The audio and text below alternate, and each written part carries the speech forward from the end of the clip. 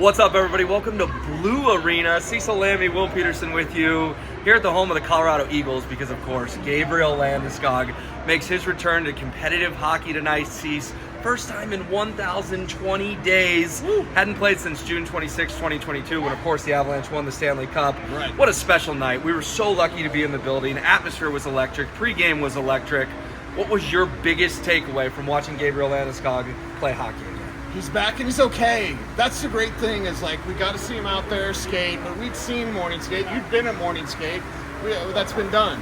To see him in a game atmosphere where he's taking hits, where he's giving hits, putting a guy in a headlock, going to the penalty box. I like the way he was diving for the puck. He didn't score tonight, which would have been the icing on the rink, I guess you would say. But to have him back, not really favoring that knee. I was watching his body language really close. Didn't seem to be, kind of wincing or maybe favoring the other leg. So looked good. Looks like he needs to get his legs underneath him, though. Yeah, and that's what playing in a game would hopefully help, right? Right. But I had the same takeaway as you. He didn't play scared tonight. Yeah. And there was an instance in the first period, his first period of hockey, where he's diving on defense to break up a play. And I get up and I'm like, oh, deep breath. And he gets up and he skates off and he's fine. Because awesome. Guess what?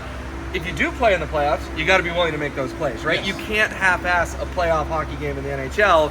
And he treated it like that tonight. Like, I have to go 100%. Because if I don't have 100%, then I may not be an asset to the Avalanche. So I had the same takeaway with you on that. Let's talk atmosphere just real quick. Yeah. Because he comes out for pregame introductions, place just explodes.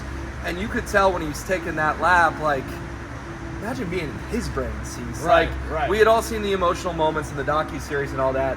But even just doing things that he did his whole life and probably took for granted, there was something symbolic in all that as well. Yeah, it was very symbolic and it was very warm and welcoming. We already know Eagles fans. You guys are crazy up here in Loveland, which is awesome. Love NoCo.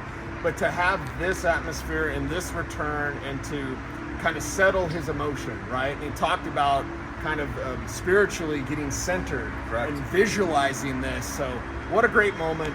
Crowd was nuts. It was awesome to be here and awesome to see him out there. Well, and don't forget, I was standing in the tunnel and all of a sudden it's like, oh, Cale McCarr just walked past me. Nathan McKinnon just walked past me. He had a lot of support here tonight. His dad was here. Other teammates were here. Like, the Avs care about this guy. They didn't go to the West Coast because rest.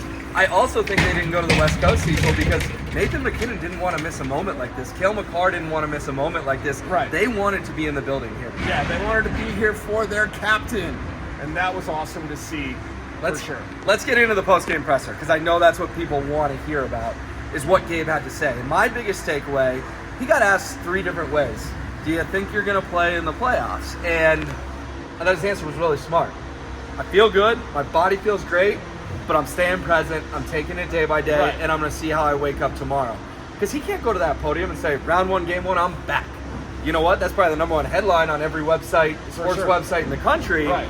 But that would be dumb, because what if he wakes up tomorrow and then he does feel a little wonky? Right. I thought he handled himself well, but I also think things are trending positively toward an Avalanche return in the postseason. It was awesome. I mean, I've been thinking about this for a long time, and envisioning this and envisioning being in a competitive hockey game again. And obviously, there were times where I didn't know if that was ever going to happen.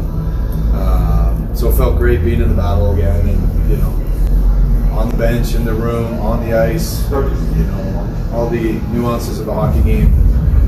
Really fun being back.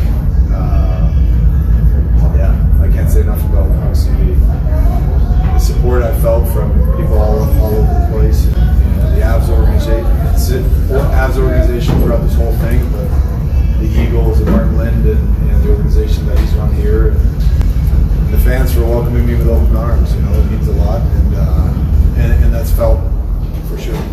Yeah, I mean, like I said, there were times, a handful of times where I didn't know where it was going to go, and there were tough days, obviously, but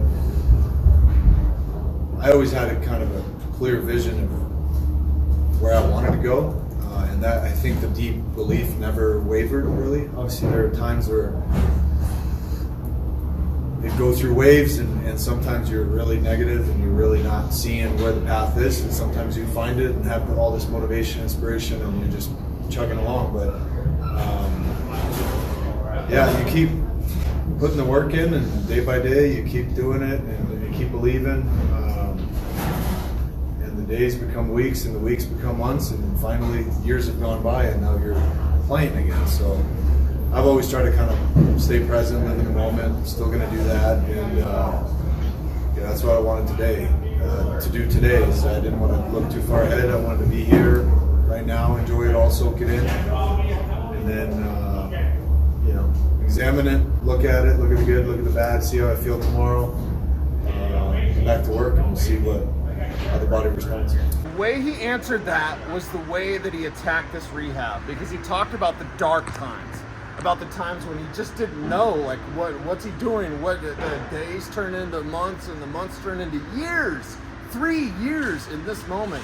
So I think the way he answered that is just kind of his mantra, really. You sense that spiritual sense, maybe it's just me, but you sense that from him in terms of, like, I can't get ahead of myself. I can't count my chickens before they've hatched. I can't say I'm back for the playoffs, because to get to this moment, I mean, history. We witnessed history here tonight. We did. You have to stay grounded, centered, and understand that every day is going to be a different day. He also had that sense of humor that we love about Yes. Gabe, right? Like he said, I didn't wake up expecting to put someone in a chokehold, and that's what he did. Like, It's something along the lines of like, welcome back. It's great to have you back. And, there are a couple of guys saying some really nice things. So it makes this game so great.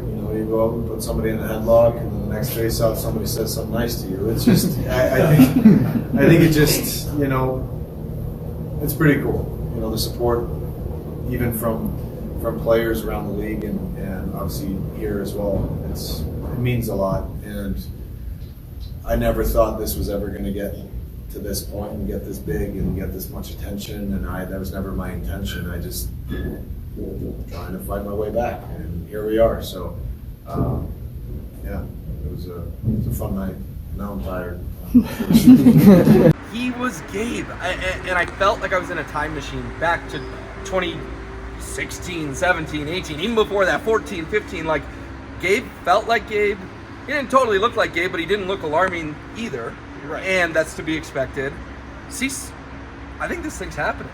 Yeah. I think he's going to come back in the playoffs. I think he's going to play against the Dallas Stars in 8-9 days. And I think it would be awesome to see, but it was great to be here tonight, to hear him talk, to have him thank the fans who've been so supportive of him through this entire trying time.